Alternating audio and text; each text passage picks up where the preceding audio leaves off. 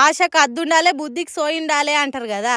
చక్కగా సర్కార్ కొలువు చేసుకొని జనాల పేరు పెంచుకోకుండా ఈ వీఆర్ఓ చూడుండ్రి ఎటువంటి పని చేసి ఏసీ బోళ్ళకి దొరికిండో. సర్కార్ వాళ్ళు ఇచ్చిన జీతాలు సరిపోతలేదో లేకుంటే సొమ్ము మీద ఆశ పుట్టిందో గాని బెంచ్ కింద చేతులు పెట్టి రెడ్ హ్యాండెడ్ గా దొరికిండు.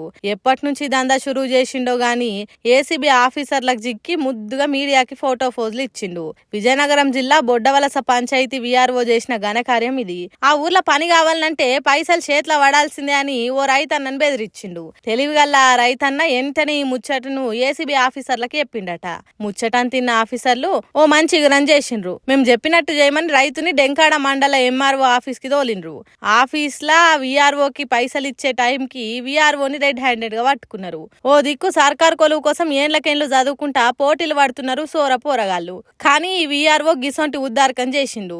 మరి ఊకుంటారా ఏసీబోలు? మంచిగా వలపాన్ని అదును చూసి అందుకున్నారు. అగ చూడుండ్రి ఎట్లా అమాయకుని తిరగ ముఖం పెట్టిండో.